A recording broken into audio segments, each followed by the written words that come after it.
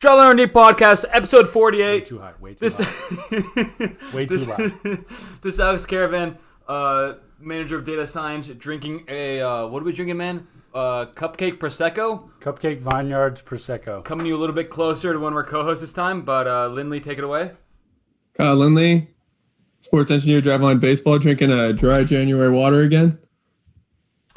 And I'm Anthony Brady, sports scientist, biomechanist, Driveline Baseball research and drinks primary host. Due to some technical difficulties, joined right next to me. It's throwback to the bunk bed days with Caravan, and we're wearing no pants. We are wearing pants. That's a lie. I'm also drinking the Prosecco, way too much of it. And this is a pre-recorded episode, so due to some travel stuff, we're actually gonna be gone on Monday, but pre-recording this about a week in advance, and then this will go live. This is episode 48, and we got a guest today. Yeah, joining us today, we have Deven Morgan, director of youth baseball at Driveline Baseball and head of Driveline Academy, which we rolled out this last year. So pretty excited to have you on, Deven, and talk some youth baseball and some of the nuances for player development at that level. I'm excited to talk to you guys, dude. I'm ready to kick this. I'm ready to kick this episode off with like a 5-minute soliloquy about R&D and how it basically just benefits the entirety of the universe. So let's go. I'm ready. I mean, like, you know, and we didn't talk about this as like a question beforehand, but I'm going to give a lot of props to everybody that's ever been in Driveline and R&D in a very like kind of winding tale. When I was a kid, I was a big music guy. And one of the things that like I liked to do when I would get into music is like understand who produced what, who wrote what, because you can kind of just see this tapestry with musicians and writers and producers about like all the stuff that they would touch, right? And it was like, for me at that time, it was really interesting just to be able to know that stuff. And I wanted to kind of catalog that information. I promise this is baseball relevant. I got older. I met a girl in the bar, fell in love. We made people. And they wanted to play baseball. And like, I just wanted to be the best coach that I could for them.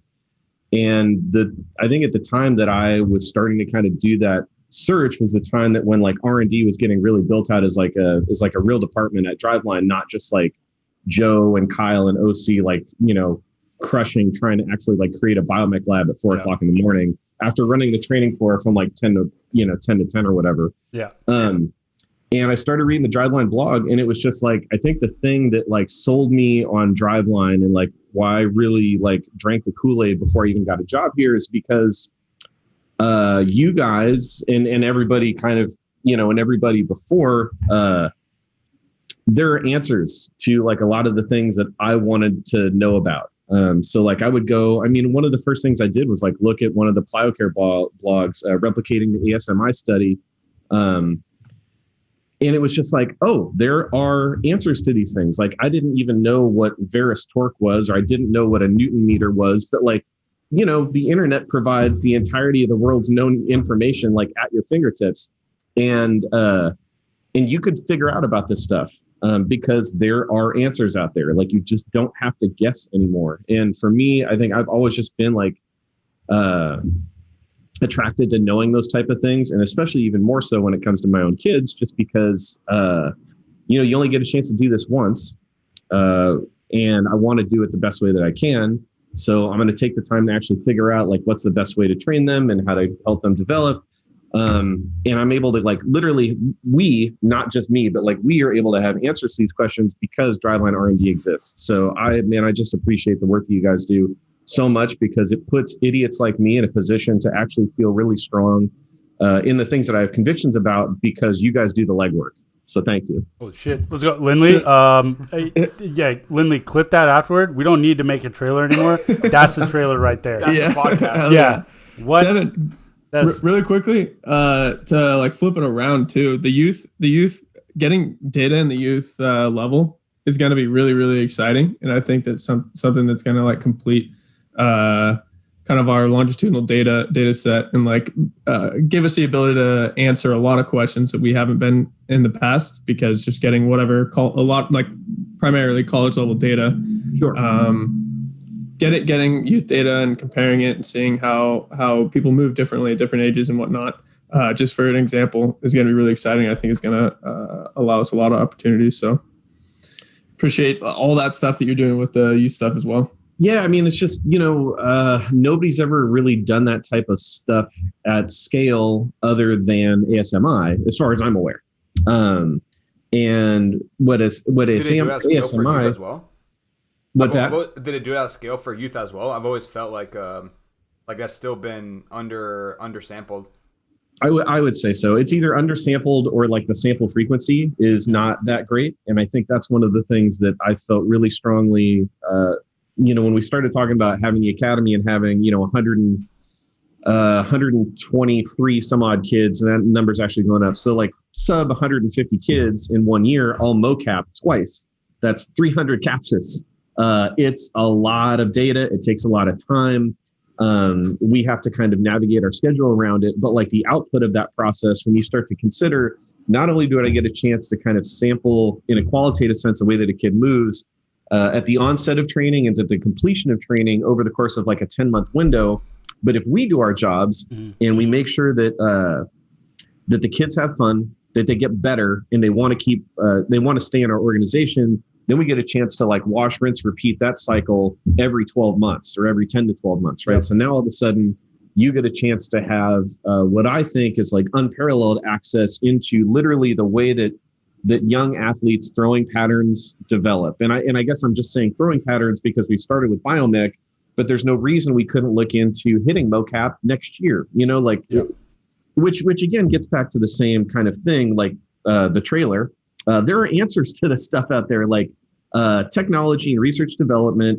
In this type of analysis allows us to have answers, and we don't have to guess anymore. And I'm like broadly very out on guessing. So it's interesting. What we've seen with kind of a small sample size is with athletes that we've had train with us over a longer longitudinal period of time, is we've seen kind of this gradual, what I would say is increase in mechanical efficiency, in that they're producing more force with less torque created in the throwing motion. Standard disclaimer that like I'm aware that like joint-based motion capture misses everything that we want to try to get with computed muscle control, so it's not a perfect system. Okay, but it's the best system that we have right now, and the longitudinal data set that we have right now is like my two kids and like another two kids that have been with us for a long period of time. Yep. Once we get a chance to kind of take that sample set from 4 athletes to 150 to 300, if we can hold that true to be a thing for most players, and it's like performance goes up and mechanical efficiency goes up with it, that gives me all of the actual factual basis in the world to scream from the mountaintops that like the way that young athletes should train to develop efficient throwing patterns is with overload, underload, plyo care balls. Run the system, and you're going to see both of the things you want, which is increased mechanical efficiency and increased performance. And like, not for nothing, but as a guy who has a kid who's 11 years old and throws the ball 68 miles an hour, I assure you, I have all the impetus in the world to want to make sure he does that in a way that's very safe. And like, I don't want to be that guy that's like sitting in the stands, like watching my kid send it and be worried that he's going to get hurt. I'm not that guy because we've gone through this process, right? I know that he is incredibly mechanically efficient in so much as he produces. He's very efficient in his throwing mechanics broadly in a qualitative sense, and he produces a crap ton of force with minimal amount of stress on the joints. That's a good thing. Like I don't know baseball coaches talk a lot of shit about mechanics. And everybody can kind of like pick one guy and be like, that's how you're supposed to move. And depending on the age, you could have like really old guys be like, oh, Bob Feller's the guy, right? Or you could, Sandy Koufax, Nolan Ryan, like just pick a guy and somebody's gonna be like, that's the way that you're supposed to move. The problem is that, like, man, I know that Tim Lincecum exists and Timmy didn't move like any of those guys. And nobody would look at his career and be like, oh, he didn't get the most bang for his buck, right? Like nobody would trade that. Which brings up kind of the next question, which is like, well, if you can have a guy that performs that way and he has very kind of like a one-of-one set of mechanical solutions, do we at the youth level keep more athletes in the game if we broadly allow those things to happen, as opposed to what kind of most conventional baseball coaching is, which is very like intervention based and like, don't move that way. And, I think we just, and all of this, I think, is to a degree logical, right? Because we know that just people are funky, man. And like at a biological level, people are very unique, the way that they kind of develop, and like, whether their patterns are informed or compensatory or some combination of both, like people just move weird. Why wouldn't that also be true in baseball? So if we can kind of allow for that type of individuality, feel comfortable that kids are going to be safe because we assess these things in a qualitative sense, and then we just kind of help them develop along that pattern over time, we should have more kids who throw the way that they're supposed to throw instead of the way that I want them to throw. Yep. And we give the athlete like a really simple North Star: throw the ball hard. Exactly. Like move fast the way that you're supposed to move fast, as opposed to like, the old, like OC's famous meme of, Maddox on the mound, where it's like, has legs, use them, dragon whip. Yeah. I mean, shit, that stuff is just as helpful to most kids as when you tell them to like, well, don't fly open. Nice. Oh, okay. I mean, shit, I'm not trying to fly open, or I'm not trying to do whatever negative thing you're trying to tell me that I'm doing. I'm just trying to throw the ball really hard in a very small area, and it's hard. Yeah. So this is a broad plug for just why like plyo care training, I think, is the I think it's just the best thing that's come to baseball and youth baseball specifically, because it's so positively informative on the way that kids' patterns develop. Yeah. And if you can do that, and you also don't blow kids out by having them play a schedule that's like more representative, like a college or an MLB schedule, then I think we're kind of driving towards the thing that we want to do. Yeah. Devin, quick question I had on the longitudinal stuff. I'm actually curious. I don't know, how many assessments have Danny and Cora had? And for perspective, before you say anything, for perspective for most people, I mean, most of our athletes will have either one or two, because they'll come in for one, maybe work out for an off season. A few like long-term ones will have like 3, 4, but like rarely do we have like up to 5 uninterrupted ones, like in a row. So yeah, I was curious, what are your kids' stats at? So Danny's up to 6. He's had his 6th MoCap. Because basically, he's been training as an 11-year-old. He's been training at Driveline since right before he turned 9. Mm-hmm. And so essentially what we've been able to do is, for all of that period of time, it's kind of like one at the beginning of the season, one at the end of the season. So we capture essentially like how he's developed over that period of time. Cora missed the first year because she was in high cap classes, and I couldn't pull her out of school early the way that I pulled Danny out of school early to get here on time. Real good parenting moment there. So she's got 4, but it's still, it's 4 motion captures over her period of time of kind of bouncing out of fast pitch softball, because that wasn't really like an emotionally positive environment for her, and coming back to baseball. And like now, one of the things we were talking about in Slack kind of before this happened is her MoCap that she just completed last month. She is currently, her output was like 20.7 miles an hour velocity per unit of Varus. Yeah. Which is kind of like, it's kind of nuts. And I don't know what to take from that other than like, it's good. And I just feel confident that she can throw the ball hard. And as a parent, like beyond everything else, what else could you ask for? Yeah. Yeah. And that's a really good point. I mean, even the just like talking about, starting with kind of like assessments at the beginning of the season and at the end. And I remember, like at one point you putting something on Twitter and someone like saying something about, Danny throwing in the MoCap lab. And I thought it was just especially ridiculous because it's like this person is assuming that, A, we know what we're doing with this data, which like, I mean, I've seen thousands of MoCaps and I have like a rough idea, but I still don't. Right. Like the whole like point of all of this is to like have those data points at the beginning, at the end, so that we can eventually learn something. Maybe we can get the answers, maybe we don't, but at least we know where Danny Morgan was at the beginning of his season when he was 9, 10, 11, and at the end. And there's like so much value in that we're going to like see later on. And I think it lined up pretty well with when we started those early youth assessments with setting up that efficiency metric, actually, like Caravan kind of like scraping the database and looking at that normalized stress and velocity metric. And when he did that, we've seeing that it lined up across all the populations as far as like an average in the distribution. Like we were able to see, 11.5 or whatever it is being a relevant good average across from like the best pros to Danny. And I thought that was like, as soon as that started to happen, I was like, oh wow, we're going to be able to like really pull stuff from this longitudinally for like a long time. We're just gonna be able to learn a lot. Yeah, I know the exact tweet that you're talking about. I have a very long memory for these things. And I may or may not use them as like fuel every day to keep doing what I'm doing. But the comment was like 11 years old, covered in sensors, biomech lab, and like this is normal or something like that. And it's like no, it's profoundly abnormal. I'm 100% aware of this. We talk about sample size. Anybody want to take a guess about the number of like 11-year-olds that have had 6 biomech assessments in their lives? It might be one. Yeah. And it's like, I'm well aware that it's abnormal. However, I wouldn't have it any other way. Mm-hmm.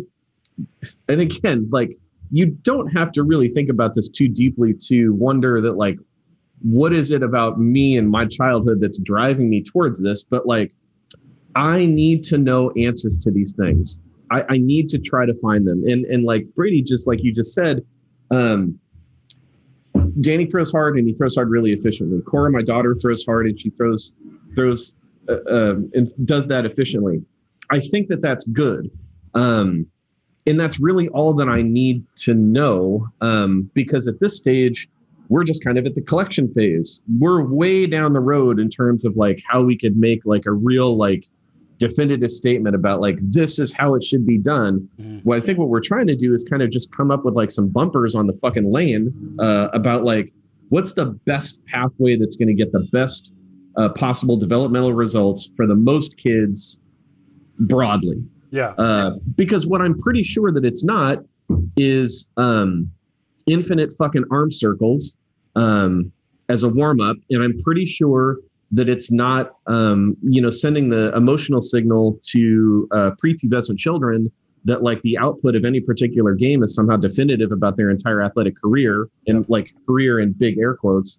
And I'm also pretty sure that like having a kid that's good and then going like, well, the way that we go from good to great is we take your young developing body and emotional mindset and put you in a competition setting that infers all the penalty as if you were playing for a roster spot, scholarship, or a job. Yeah. Like I'm pretty sure that those things are wrong. To that guy's point, yes, it is absolutely very abnormal. But that doesn't mean that it's bad. And when you start thinking about things like Pitch AI and Modus, and both of those things used in conjunction as a way to reduce like the economic and the technological barrier to start to answer some of these questions, it may be abnormal for now. It might not be abnormal 10 years from now. Yeah. And like, I don't want to be on the side of that, of like people are like pushing back against finding answers, because that's fucking regressive and stupid. Yeah. Yeah. And I think that's all. It was also like just, hilariously, positioned the way that the person said it, and with the whole like MoCapping Danny and youth athletes, like for someone to think that that's almost like criminal or like bad in any capacity just to be collecting data. I mean, look at what happens every single day in like Little League baseball and youth baseball. Like what's criminal is taking a youth athlete who is very coachable, because these are the ones that get the worst end of the stick, is very coachable youth athletes who are also super proprioceptive and raw. Like you can tell them to do something and they'll figure it out, which is very impressive. The worst thing and most criminal thing you can do for them is give them bad coaching advice, right? But give them bad, terrible, outdated technique, and then they do it. And then you do that for years and years, and now you've ingrained these poor movement patterns in athletes that are probably much better off trying to figure it out themselves. I mean, that's real criminal stuff when all we were doing is just trying to collect some kinematics on a youth thrower. Right. And like, I mean, and I think you can kind of take that one level deeper in that, again, we're just in a collection phase. But during this amount of collection phase, there's probably a handful of coaches and a handful of parents that have 10 MoCap, like biomech assessments of their kids over this period of time. So I say that to say that I have like pretty unparalleled information in the quantitative sense about how my two kids, volume please. My son is in the room with me. I have pretty unparalleled insight into the way that my kids move in a quantitative sense. And the output for me as both a coach and a parent of that unparalleled information is I tell my kids to fucking throw the ball hard. Yeah. I'm not talking to my kids in the amount of like horizontal shoulder abduction that they get. I'm not talking to them about like lead knee velocity. Like we don't talk about these things. We try to have fun and throw the ball hard because like both of those things are good. And in conjunction with that, we have a real structured program that we have an absolute dogmatic attachment to when it comes to throwing warm and recovery, because that's part of the sauce too. Do you think, do you want to talk really quickly about what the current state of youth training is as it exists, and like as opposed to what you've been talking about, how you think it should be? So youth baseball, I think, first of all, it's an economic force. Like that's just a fact. Because it is an economic force, I think you have a lot of actors in the environment who want to participate in that economy. So because of that, the system revolves around the things that you value, right? So if what you value is like, I need to be ranked in, some national ranking system as like a graduate of like the high school graduate of 2026, which is, pretty eye-opening. And like I just looked at it last night. There are showcase events for 2026 graduation kids. And I will be 1,000% honest. Like part of me was like, well, shit, man, my kid throws hard and he hits the ball really well. Like maybe we should go. But it's like, what signal am I sending to him? So to Lindley's question, I think a lot of parents are caught in that same thing. Like, they feel like it's very much like a keeping up with the Joneses thing of like, we have to play travel because there's perception that like Little League baseball is just not good enough. Right. And, and I think there's a lot of it is like parenting with your pocketbook too, which is that, if I have $3,000, $4,000, $5,000, $7,000 to spend, you love your kid, right? Okay. Well, then you have to, you have to put them in that program. And if it's a choice between like a $2,000, $3,000 and a $7,000 program, well, I love my kids. So I guess I got to spend that $7,000. And then you kind of end up in this value proposition argument between like the organization and the customer. Broadly, most teams predicate their approach on winning because winning is an indication that we're developing in a positive way. Yep. The issue is that like 60-foot baseball on a 60-foot field with 60-foot participants is not 90-foot baseball. In a very specific sense, I think you can kind of have a game theory optimal approach to like win a bunch of 60-foot games that's almost directionally opposite of what you would choose if you're trying to orient for like future success. Yeah. So on the organization side, the organizations need to win because winning organizations keeps parents happy. Happy parents means that kids are going to keep coming back because they want to continue to participate in that thing. So the issue, I think, broadly with youth baseball right now is that the only measuring stick that we have is effectively a box score. We just lean on box score output as like the definitive statement about like how well my kid did and how well the team did. The problem is that the box score, and people have probably heard me do this rant before, is a very efficient way to record the outcome of a baseball game. And it's very likely to miss a lot of the developmentally positive outputs of a baseball game. So what you get is like the system serves its own purpose, right? We got to win games. So that means we have to do the things that are going to win games, because winning games is the way that I keep my parents happy and I keep my organization in business.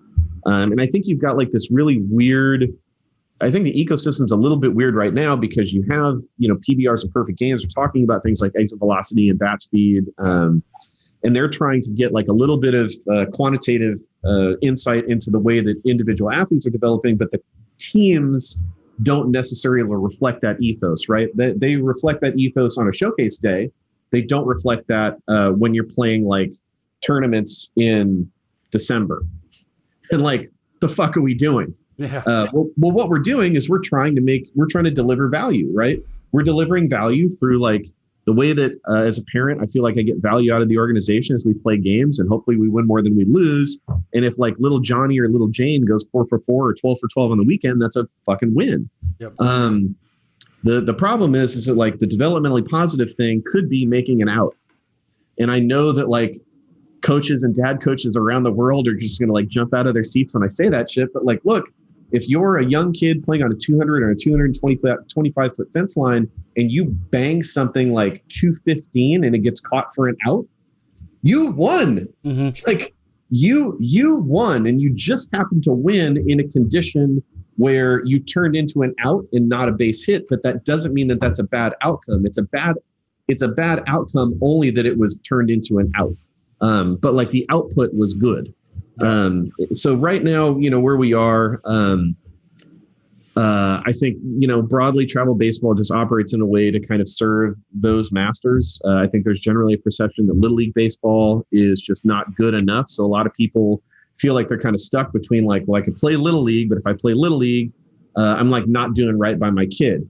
So then we have to play travel. And the way that I know that my travel organization is good is if we win, and if we win some, that's good. And if we win more, that's better. So like what we do on the academy side is go like, not going to do all that. We're going to play like a number of kind of total games in a schedule that's much more reasonable.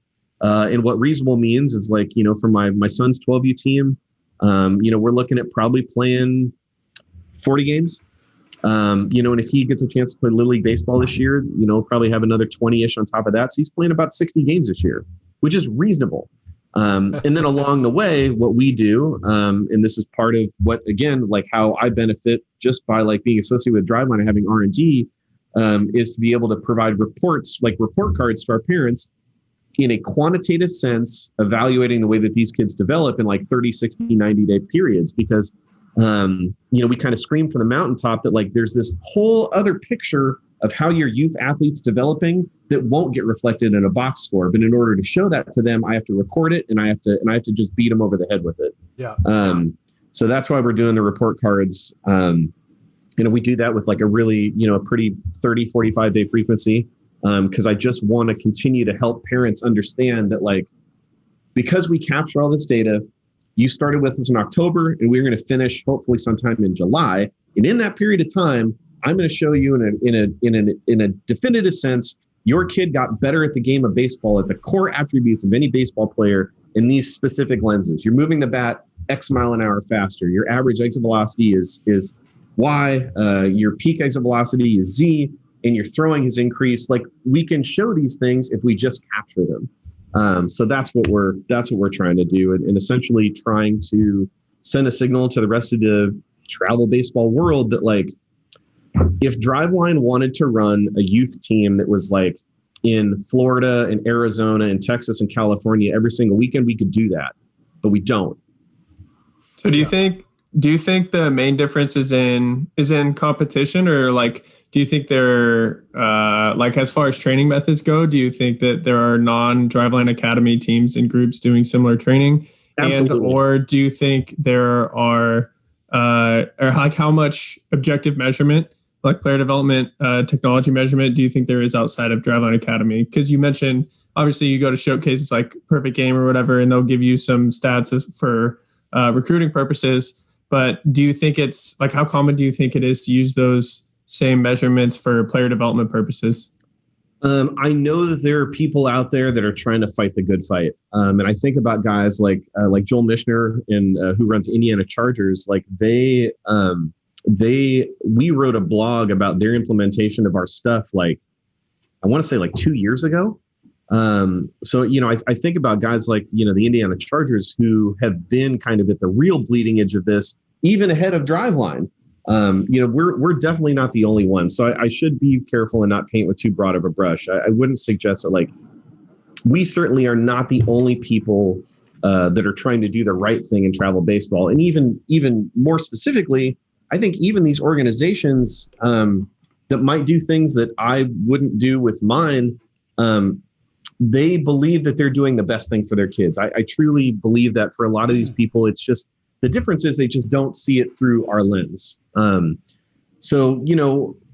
We are, I don't really have a sense of like the percentages, there probably aren't a lot, and maybe my perception is a little bit colored by like the way that the Northwest youth travel baseball landscape looks, which I think a lot of times tends to reflect like Pac-10, Pac-12 baseball, like get them on, push them over. And like, I mean, when's the last time that there was a high school player out of the state of Washington that went to like a Power 5 school?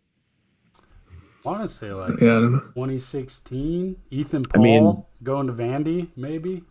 So one of the things we're trying to do is essentially like, let's course correct a little bit, right? Mm-hmm. Let's not necessarily orient our player development focus towards like, what's the best way that we could, impress a Pac-12 coach. Let's just like presume that there are some pretty specific attributes of really, really impactful baseball players. Let's figure out what they do. Let's figure out where our kids are. And that's kind of, let's assess their pathway towards the things that matter most. That's what we try to do. I was gonna say pretty similar question. How's the buy-in been like when? Because you've been talking, you've been fighting a good fight and talking for a while on social media, and I know you've been having like hosting like I think Zooms and stuff too to talk about youth baseball. Like how does that path usually go? Do you find people are kind of receptive? Do you convince them over with a certain type of rhetoric? Once they get in, do they love it, or do you still have like doubts? Like how's that go? Having started at Driveline as just like a dad who was taking his kid down here, and now getting a chance to kind of steer the ship a little bit with Ben Harley as well. It's interesting because I think a lot of the kids that were kind of in my kids' first kind of like when Driveline Youth Baseball Development Group, it was a lot of, I think, people that are attracted to the analytical approach that we have at the game of baseball at the higher level. And they were like, oh, Driveline does youth stuff. Well, like that sounds good, because they were already sold on this idea of like the analytical revolution at the higher level of the game. So it wasn't easy to kind of convince those people. I think the interesting thing is, and the reason that we went from, 12 kids in a youth development group to 300 kids trying out for our teams to 120 kids making a team, is because we were able to communicate just that there's a different value proposition that you weren't aware of. It's like if I was just selling Camrys and I'm like, hey, it's like a reasonably like, it's a nice enough car. It's reliable. The gas mileage is pretty good. And like, that's why you buy a Camry, and like, oh shit, I'm just going to buy a bunch of Camrys. And then if I'm also like, oh shit, man, I forgot to tell you, like that Camry, it's also like a time machine. Mm-hmm. Like there's just like a button on the dash. Like I forgot to mention that everybody's bought Camrys before, and they just didn't know that they had a different thing on their hands because they weren't aware that it would perform that way. So it's very possible that like the timing of this pandemic benefited us, which sounds like a really weird thing to say, but consider how this has affected like youth baseball broadly, specifically in the Northwest, because we don't have the weather to do a lot of stuff from like October through March. There's a pretty long period of the calendar when like training and playing games outside kind of sucks. And you combine that with the fact that when the shutdown happened for a lot of teams, I think everybody was caught sideways by this, and a lot of teams just kind of didn't know what to do, so they didn't do anything. So then it forces the question for parents to kind of confront, which is, in the absence of baseball games, in the absence of my kid putting on a uniform and getting between the lines, what value does my travel organization give me? Yep. And we're over here like, oh, well, I don't really give that much of a shit about playing games. Like I want to, because it's fun, and I want the kids to be able to have that chance to kind of like, temperature check the stuff that they're developing. But like we can also just develop. Like just because we can't play baseball games doesn't mean that there isn't a pathway for us to build better baseball players. And I think in the process of, our tryout sessions, which we kind of paired with this thing that we called Grow the Game, which is just like, hey, come out and like, you can try out for a Driveline team. You can also just come and play for free. Like you can just come in and hit on a hit tracks for free. Just do all the stuff that we do. And we got, 300 plus kids through the door to do that in a period of time. Though I think a lot of them like hadn't done anything because of the shutdown. So, the circumstances I think presented us with a pretty unique opportunity to just talk to our parents and be like, we're just different. We don't approach this the way that most people do. The intensity of like a typical training session isn't going to look like a Bud's SEAL team class, right? Like that's not what we do. Like you come in here and we're having fun and the music's loud and like we're just trying to do the cool stuff because A, it's fun, and B, it's informative of like developing the most valuable skills if you want to play the game at a high level. Yeah. You tweeted about it today. I mentioned this before the pod, but do you want to talk briefly about what you think the differences are between training as an adult or a more developed baseball player versus how you think youth training should be approached? Oh, the Mike Trout with the 40-pound kettlebell duct tape to the helmet analogy. Yeah. I think I've spent an inordinate amount of time thinking about this stuff, and it could be that I'm wrong. I accept that as a possible output at any point. However, I think as a parent, you have more biological inclination to want to make sure that your kids are doing the right thing, because you can't live your life in reverse, right? Like everything that I've learned about baseball player development, I cannot and will not apply to my own self because who cares? But my moment is well past. When it comes to like literally like the people that I've made, I want them to have the best stuff, right? I want them to have the highest opportunity for success in all things, baseball, academics, social stuff. Like the way that they develop is like figuring out how to be a human being. So you have all this like this biological and emotional impetus to want to do the right stuff for your kids. So then Nelson Cruz is on MLB Network and he's talking about his cage routine, and he's hitting like weak line drives at the first base dugout, and he's like, "This is just how I start my cage routine. Is I just do this shit." And as a parent or a coach, you're like, well, that's Nelson Cruz. So what are we starting Tuesday's practice with? Well, everybody's going to do this for 10 minutes because the guy that's the best in the world is like, that's what he does. Yep. Like famously a couple years ago, there was like this great video of Juan Soto, literally just like bottom of the bat knob, just like somebody was soft tossing him balls and he's hitting him with the knob. Like, that's not how you play a game. Yeah. Like, you don't do that in the game of baseball. But parents see that shit and they're like, well, we got to do that. That's what we're doing at practice. And it's really easy to kind of, I think, get sucked down that rabbit hole of like the training habits and training choices of like an elite athlete is something that like we should immediately implement for youth training because, man, you're just missing the forest for the trees if you don't acknowledge the fact that like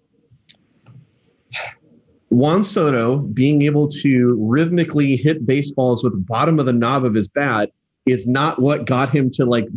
He didn't turn into like our generation's. He's not our generation's Ted Williams because that's what he does. Mm-hmm. Like that's just not. That's not it.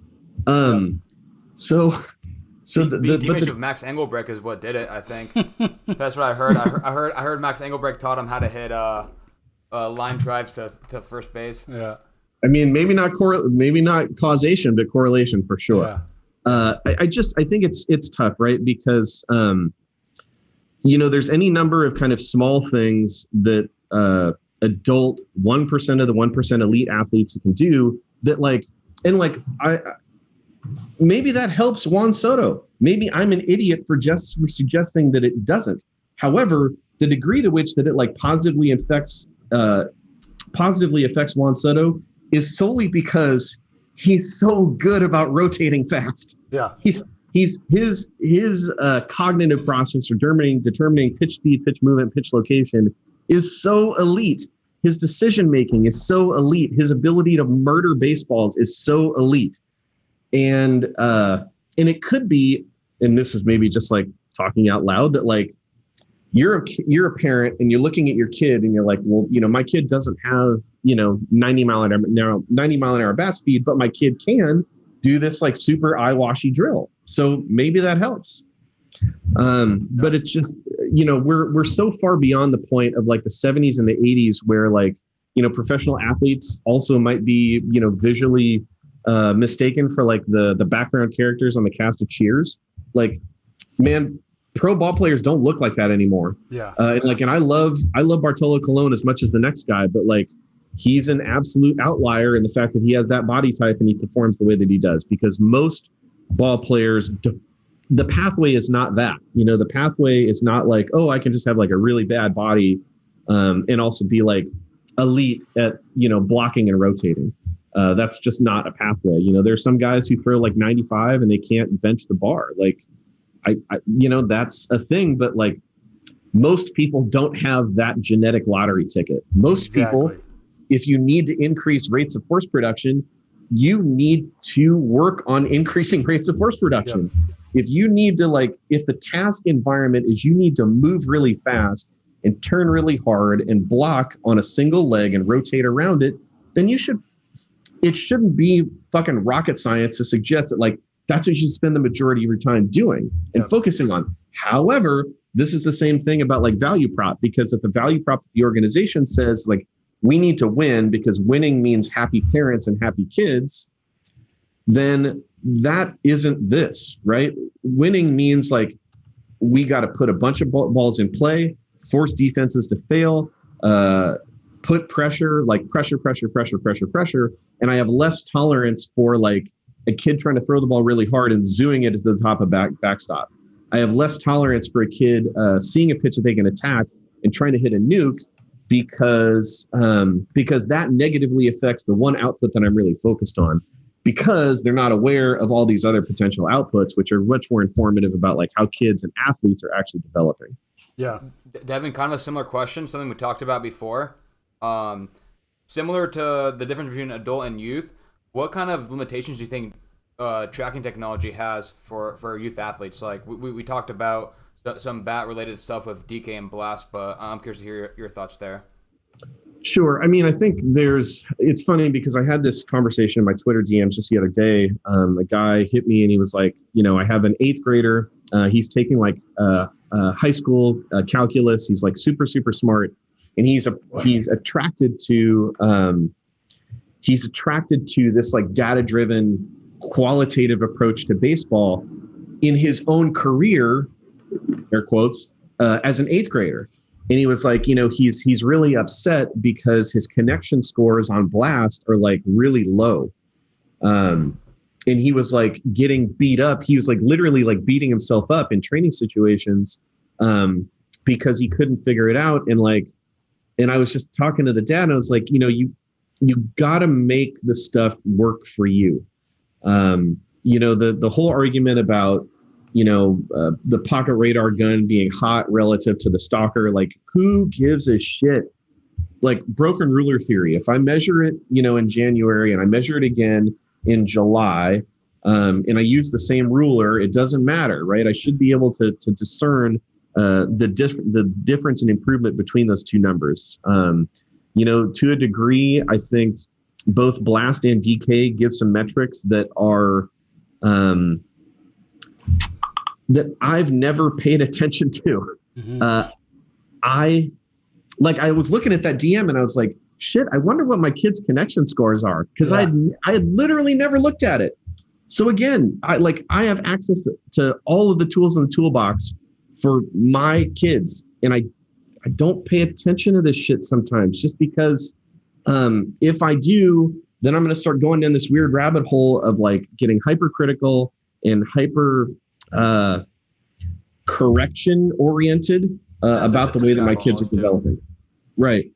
And that's just kind of there isn't a lot of gold in those hills, because even if I can come to a conclusion about like, oh, your connection scores are X because you move in this particular fashion. The question is, for either one of my own two kids, or for any of our kids that we train in the academy, do I want them to focus on anything other than learning how to move the bat fast and hit the ball hard? No. Mm-hmm. Do I want my throwers and pitchers to focus on anything other than throwing the ball hard in and around the strike zone or in and around the target? No. And again, like, you want to go down the rabbit hole and look into the research studies about what happens when athletes reduce motor output and they pull it off the table as a means to solve things like internal cueing and trying to be like very like particular about mechanics. I'm not going to do that. I'm like, and maybe we can have that type of conversation with either one of my kids or kids that we train that are like at the 16U level, because that's different. That's a different thing. I just certainly would not give any of that type of feedback to a prepubescent athlete. So like, to Caravan's question, man, there's all sorts of things that I think that are not complete or perfect when it comes to like capturing and qualitative analysis of the way that young athletes perform. And it doesn't matter because the core attributes that we tend to pick up, exit velocity, bat speed, thrown ball velocity, are pretty damn good and accurate, and that's good enough at this stage. Yeah. Back to your point on like the drills and stuff. I always thought it's kind of like ridiculous to try and take those and apply those to like even college, JUCO, D1, D3 athletes. Because as you mentioned, like, there is an aspect of like genetic lottery when you're looking at the elites of the elite, like the upper 0.001%. That genetic lottery curve is even more extreme at the youth level. Like the ultimate, you work hard, you develop, you do the right things. That statement is like, couldn't be more false than in like youth sports, where it's like, you do the right thing, you train the right way, you play the game the right way.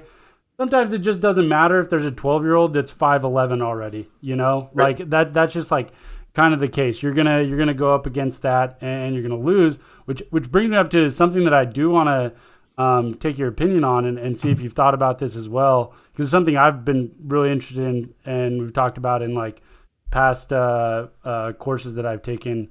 But I think like a quick fix or a low-hanging like technical fix to youth baseball and kind of like youth sports in general is bio-banding. And if you've talked about that in terms of like, outfitting rosters or teams, and then like, I just think it'd be so cool if there was some sort of youth baseball league that was bio-banded instead of just like by age kind of a thing. Yeah, and soccer has like a real leg up in this, because even like in at the elite like youth soccer level, they are huge on this concept. On the baseball side of things, in the little league actually is better than travel most of the time, because most little leagues are configured in a way where you have like your T-ball, coach pitch, kid pitch, and then you have some type of like segmentation of like the higher than a kid pitch level, but it's not quite majors, and that can be everything from like 9 to 11-year-olds. And then generally majors is going to be mostly your 12s and then some 11s and maybe some 10s if they qualify. But Little League, I think, structurally has a means to kind of deal with that in a better sense. It does mean that you're going to have some outliers, right? You're going to have some 12-year-olds that look like grown men relative to every other 12-year-old or perhaps 11 that's playing. And you always see him at the Little League World Series. It's weird. Yeah. Yeah. Super weird. And like, so the issue is that for us in the academy, we still have to, we got a chance to go, if we're going to play games, we got to play games. Right. And I have to put together, an 11U roster that needs to have kids that can qualify to play 11U. And it is very possible and perhaps likely that we might lose to a team that's like fished and found all of like the kids who've already hit their peak height velocity phase. Yep. Kids that are already like a bunch of like wispy little mustaches at like 11-year-old. And they just might go out and dominate us because right now in this particular time period, they're stronger, their proprioceptive awareness is better, their coordination is better. And that's just the thing that you have to navigate because growth isn't linear. Yeah. It's so wildly variant. So again, a lot of times the question kind of comes back to the organizations of like, what are you trying to optimize for?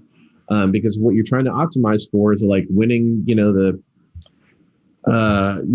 Labor Day Memorial Intergalactic, Carl's Jr. World Championship. You have no tolerance for an 11-year-old that hasn't hit peak height velocity yet. You're looking for those kids that are early. Exactly. Because again, you have to provide value through the lens that you see value. Yeah. And what we're trying to do is essentially, and this is the bet, right? I mean, I'm kind of talking about some of this stuff like it's a foregone conclusion.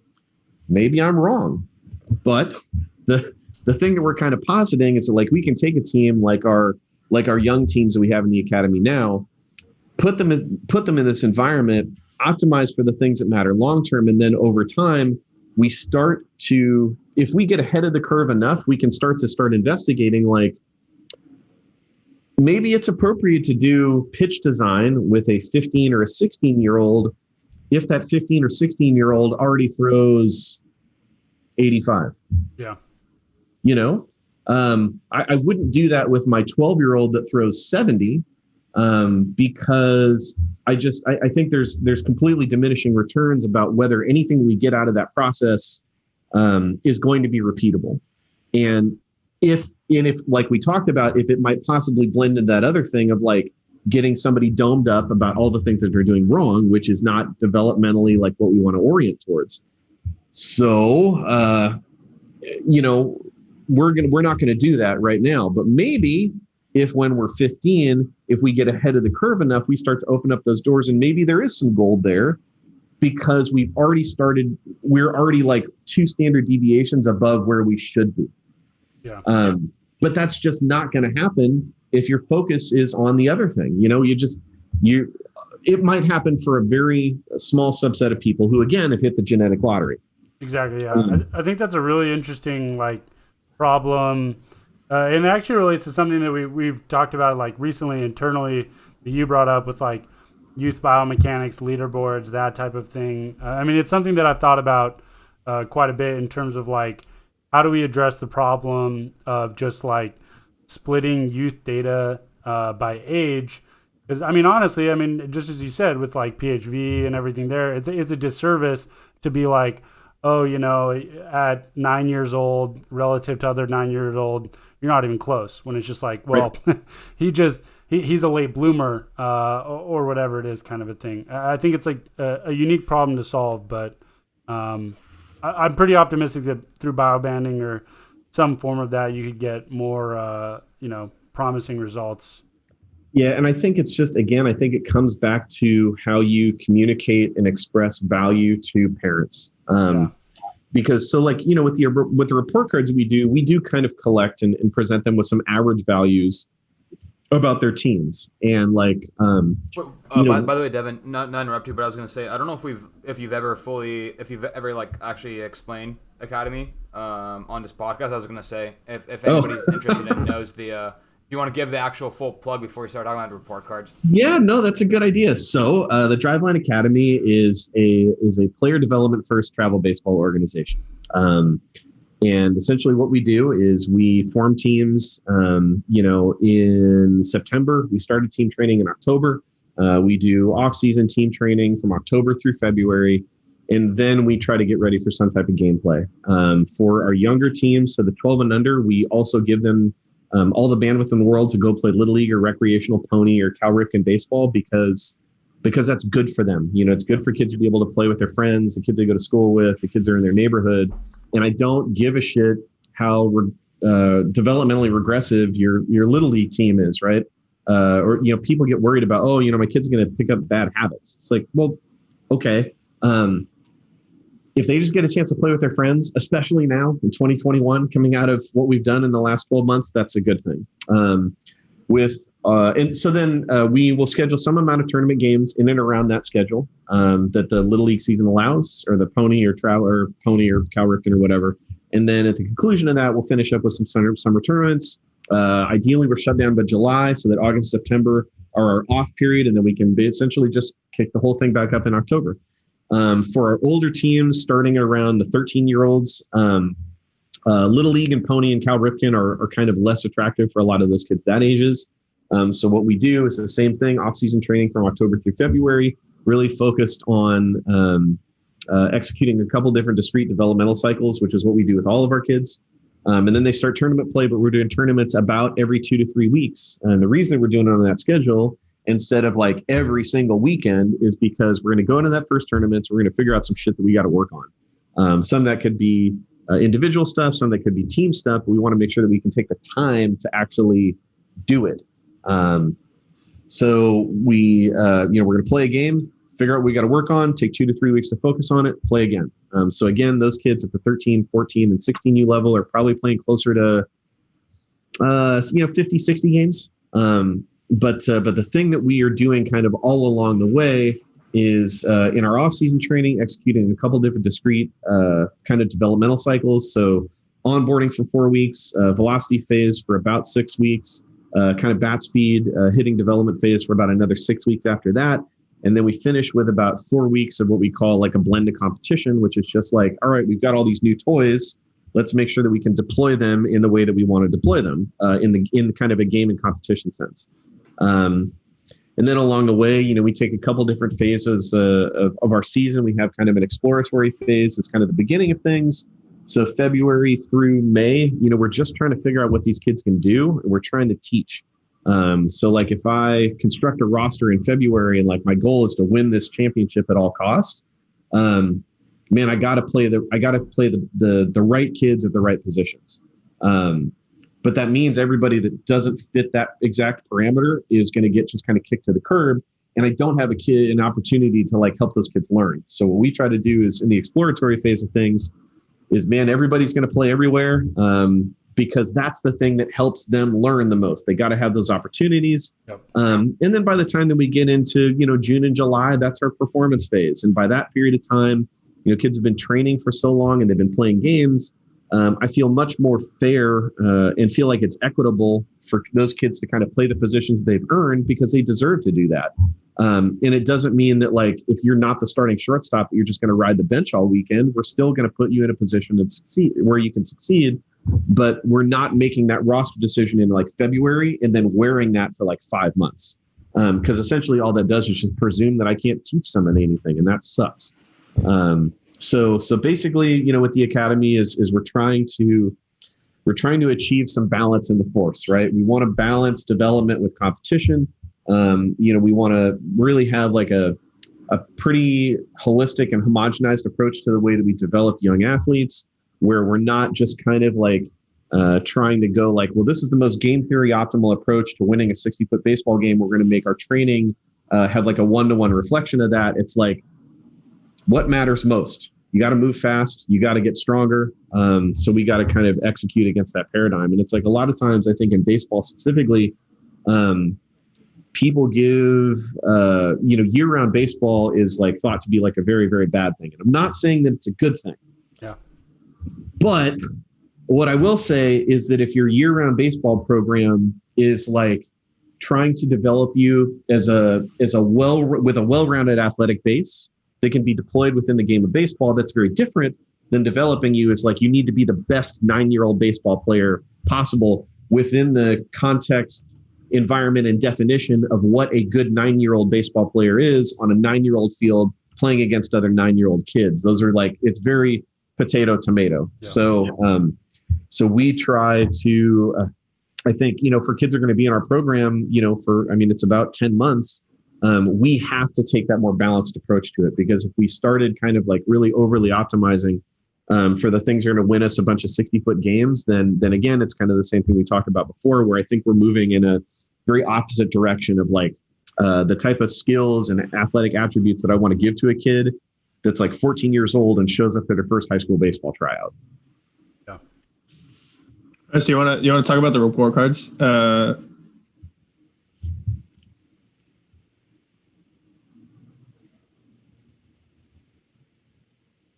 Report cards? Did we lose internet? Are you still there? Can you hear us? I can. You guys got me? Yeah, you're there. Tight. Oh, little technical difficulty there. We're good. Lindley, go ahead. Yeah, report cards. Oh yeah. I totally cut you off to mention Academy, and then you went ham on the Academy answer. I think you were answering some. What was your question? Oh no, it was about Lindley brought up the report cards. Oh yeah. So yeah, I mean, the report cards for us is just it's a way to, again, like capture and quantify for parents and players, like this is how you're developing in like the most important things about a young baseball player, which is like the argument that I get in all the time when I tell people that I will go to my grave having never called a bunt in a youth baseball game.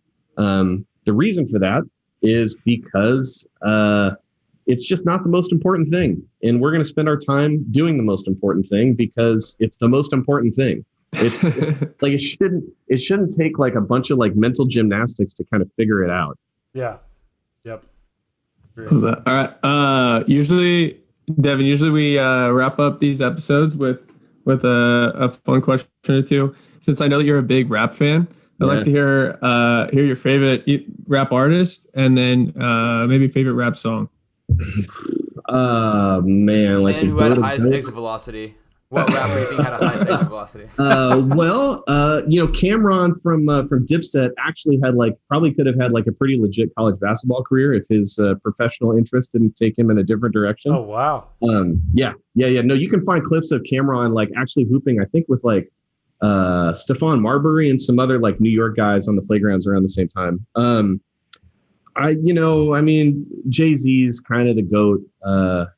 I definitely was on the Nas side of like the Jay-Z versus Nas debate a long time ago. But the problem is that like Nas made like 2 good albums, one phenomenal one, and Hove has made like 5. And has like just like a giant catalog. It's hard to argue against Jay-Z at this point. And I don't even know that I'm like the biggest Jay-Z fan, but it's just like you can't argue against the body of work. Yeah. Like I am old enough that like when Big died, I very much like felt personally attacked. If anybody was like, well, Jay-Z is the king of New York or Nas is the king of New York or whoever, because I was like, no, the king of New York was Big and he's just dead. Yeah. But like neither one of you fucking bums has like put out an album as good as Raider to Die or Life After Death since. So. But at this point, I think it's just Hove. I'll say that nowadays so that I don't sound like a really, really old guy. I think anybody that isn't appreciating the fact that like 2 Chainz's last 2 like full length like albums are really, really, really, really good. Interesting. Pretty Girls Like Trap Music and So Help Me God are phenomenal albums. And like nobody, I don't even know who makes albums like that anymore other than Jay-Z. Like, wow. And maybe it sounds crazy to suggest that I would put So Help Me God up against like 444, but I would. That's crazy. So yeah, and like favorite of all time, man, too many to count. I'll give you like a very, very deep cut. There's a group called Black Delicious that came out of the Bay Area in the early to mid 90s. They were in a group called first called Soul Sides and later called Quantum. Alongside like DJ Shadow and Latirix and all these other guys. And Black Delicious has a song called Swan Lake. It was originally only available on the Melodica EP.